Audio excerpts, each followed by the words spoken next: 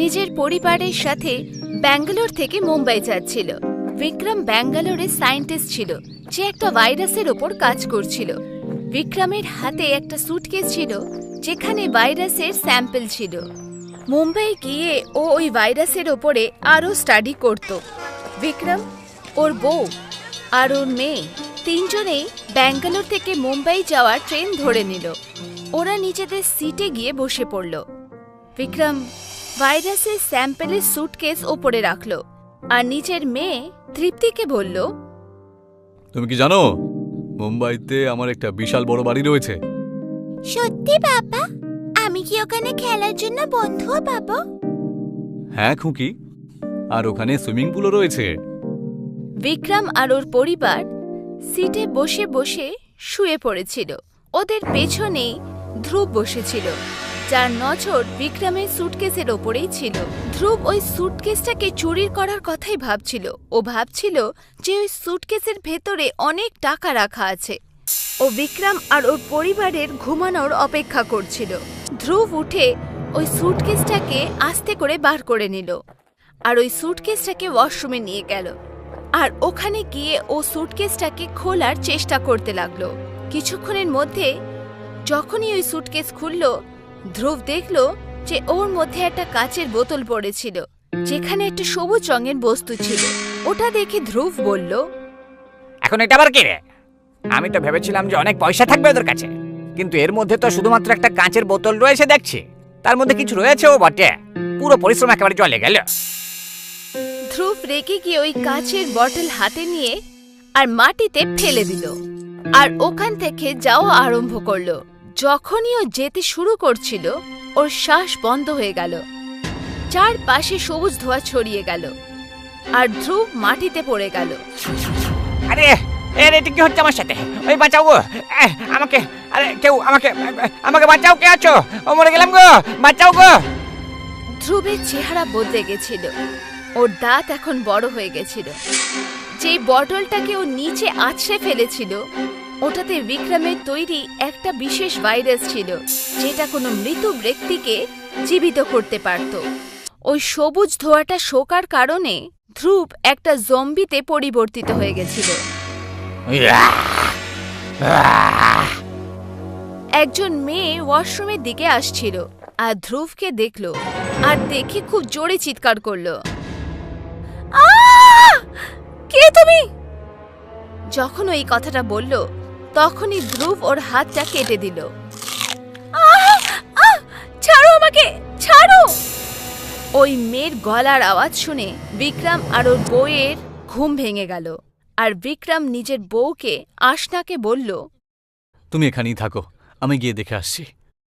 যখনই বিক্রম নিজের সিট থেকে উঠল, ও দেখল যে ওর সুটকেস গায়েব।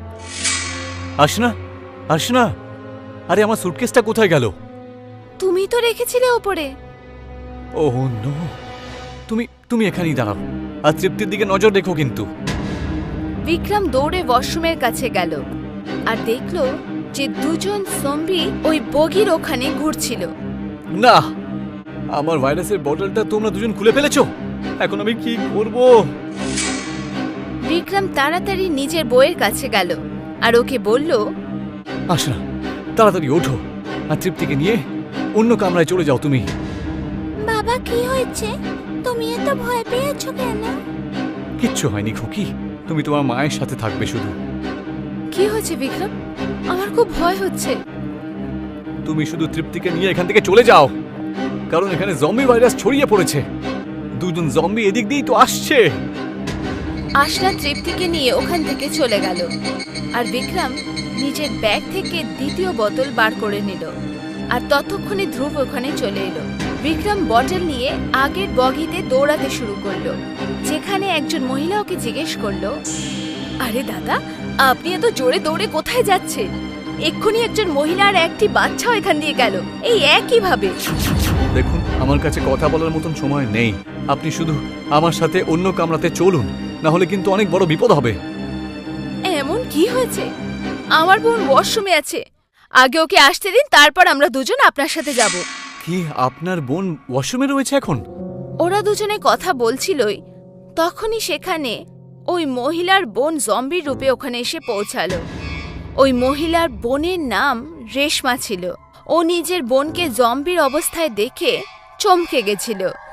আহ না, রেশমা, রেশমা, তোমার কি হয়েছে? আরে না, এরা দুজন তো এখানেও চলে এসেছে দেখছি। আমার কথাটা আপনি শুনুন দয়া করে প্লিজ। আপনার বোন মারা গেছে, আমাদের এখান থেকে বেরোতেই হবে। ওই মহিলা ওর পেছনে পেছনে যেতে শুরু করলো, আর ওদিকে রেশমা আর ধ্রুব ওদের পেছন নিতে লাগলো। ট্রেন একটা নিস্তব্ধ জায়গা দিয়ে যাচ্ছিল। তখনই বিক্রমের মাথায় একটা বুদ্ধি এলো। এই ভাইরাসকে ছড়ানো থেকে আটকাতে গেলে এমন জায়গাতে ওকে আটকাতে হবে যাতে এখানে বেশি মানুষজন থাকবে না। ওরা এটা বুঝে গেছিল, এই জন্য বিক্রম ট্রেনের চেন টানলো, আর ওই ট্রেনটা ওই শুনশান প্ল্যাটফর্মে এসে দাঁড়িয়ে পড়ল। ট্রেনের চালক বাইরে এলো, আর বিক্রম আর ওর পরিবারকে একসাথে দেখলো। আরে এই ট্রেনটা কে থামালো এখন? আরে আমিই থামিয়েছি ভাই, আমার কথাটা মন দিয়ে শুনবেন আপনারা। আমার সুটকেসে একটা জম্বি ভাইরাস রাখা ছিল, যেটাকে আমি মুম্বাইতে নিয়ে যাচ্ছিলাম। কিন্তু হয়তো ধ্রুব নামের কোনো একটা ছেলে ওটা খুলে ফেলেছে, যার ফলে এখনো জম্বি হয়ে গেছে। আর তার সাথে আমার বোন রেশমা জম্বি হয়ে গেছে। যদি ধ্রুব বা রেশমা আমাদের মধ্যে যদি একজনকেও কেটে দেয় না, তাহলে আমরা ওদের মতনই জম্বি হয়ে যাব। কিন্তু ওদেরকে আটকাবো কি করে এখন? আমার কাছে একটা ভালো উপায় আছে, কিন্তু আমি জানি না যে এই কাজটা কি করে করব। অন্যদিকে ধ্রুব আর রেশমা, যেটা পুরোপুরিভাবে জম্বি হয়ে গেছিল, ট্রেন থেকে নেমে ওরা একটা কুলি দেখতে পেল। কুলি ওদের সামনে এলো। যখনই ওদেরকে দেখলো, ও ভয় পেয়ে গেল আর বলল, আরে কোনো আমেরিকার পার্টিতে যাচ্ছেন নাকি আপনারা? সেই জন্য আপনাদের দেখে এরকম লাগছে বাবা। আপনাদের দেখে তো আমি কিছুক্ষণের জন্য ভয় পেয়ে গেছিলাম বটে। আর যদি মালপত্র থাকে তাহলে বলুন দেখি। যখন ওই কুলি কথা বলছিল তখনই রেশমা ওকেও কেটে দিল। আরে কি করছেন আপনারা? আমাকে কামড়ালেন কেন আপনি? বাবা, ওই কুলিও জম্বিতে পরিবর্তিত হয়ে গেল। বিক্রম ড্রাইভার আর বাকি সবাইকে ওই জম্বিজের ব্যাপারে বলল। যত সময় যাবে ওরা কিন্তু আরো দলে বাড়বে, সেই জন্য যত তাড়াতাড়ি সম্ভব আমাদের খুব তাড়াতাড়ি এখান থেকে চলে যেতে হবে। বিক্রম আর বাকি লোকেরা ওয়াশরুমের দিকে গেল, কিন্তু এর মধ্যেই খুব দ্রুত ধ্রুব চলে এলো আর ড্রাইভারকে ধরে ফেলল। বাঁচাও! আরে বাঁচাও, বাঁচাও, আমাকে বাঁচাও ভাই। ধ্রুব এইবার ওই ড্রাইভারকে জম্বি বানালো না, বরং ওকে মাঝখান থেকে ছিঁড়ে দিল। এর মধ্যে ওর পরিবার আগে এগিয়ে গেল। তখনই রেশমার বোনের পা একটা গর্তে আটকে গেল। তখনই ওখানে ওর বোন রেশমা, যে কিনা এখন জম্বি হয়ে গেছিল, চলে এলো।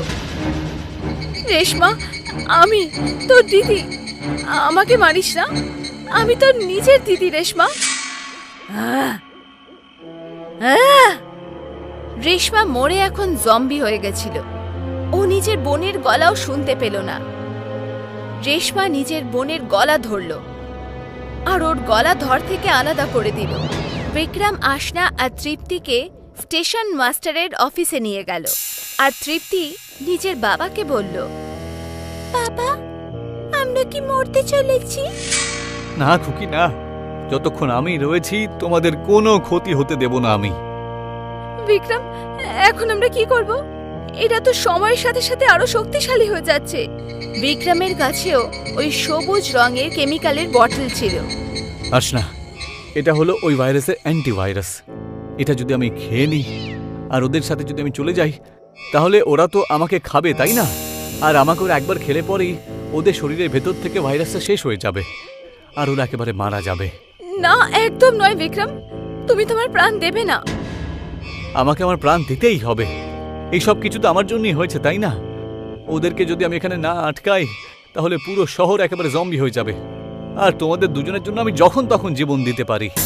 তখনই পেছন থেকে জম্বি ওদের কাছে এসে পৌঁছালো, আর ধ্রুব দ্রুত বিক্রমের কাছে এলো আর ওর হাত থেকে ওই বটল ফেলে দিল। বটল নিচে পড়ে গেল, কিন্তু ওই বটল ভাঙল না। আরে এখান থেকে চলে যাও জম্বিরা, চলে যাও।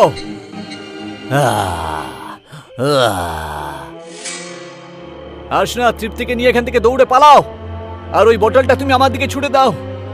ধূপ বিক্রমের গলা ধরল আর ওটা ধর থেকে আলাদা করে দিল। বিক্রম, না না।